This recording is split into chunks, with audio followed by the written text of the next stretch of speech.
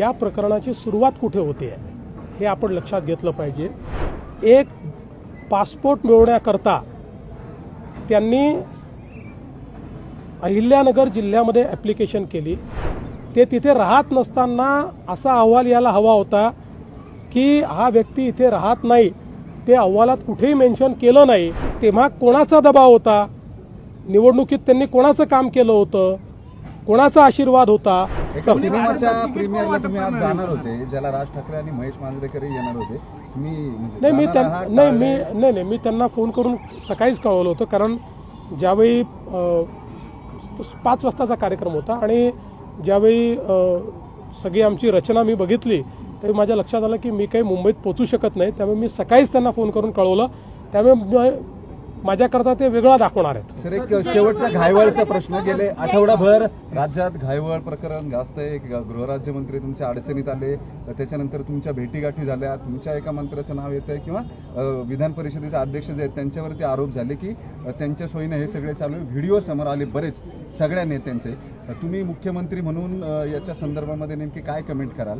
काही निर्णायक भूमिका घेणार आहात की वादावर पडदा टाकणार आहात? पहिली गोष्ट तर अशी आहे की या प्रकरणाची सुरुवात कुठे होते हे आपण लक्षात घेतलं पाहिजे।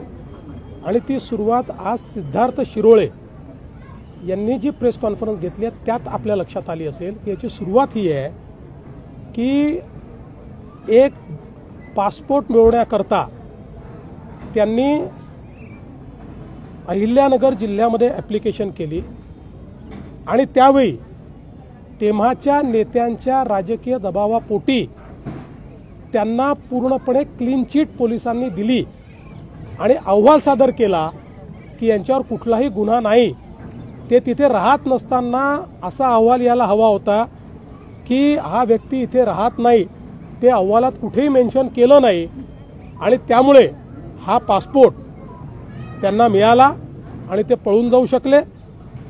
तेव्हा कोणाचा दबाव होता, निवडणुकीत त्यांनी कोणाचं काम केलं होतं, कोणाचा आशीर्वाद होता, या सगळ्या गोष्टी देखील समोर आल्या पाहिजेत। माझं मत अतिशय स्पष्ट आहे, अशा प्रकारची जी प्रवृत्ती आहे त्याला दुसरा पक्ष असो का आमचा पक्ष असो कोणीही त्याला थारा देता कामा नये। अशा प्रकारच्या प्रवृत्तीवर कारवाई केलीच जाईल आणि त्यांना पासपोर्ट देण्याकरता ज्यांनी त्या ठिकाणी दबाव टाकून अशा प्रकारचा पूर्णपणे चुकीचा अहवाल त्या ठिकाणी सादर केला त्यांचीही चौकशी केली जाईल।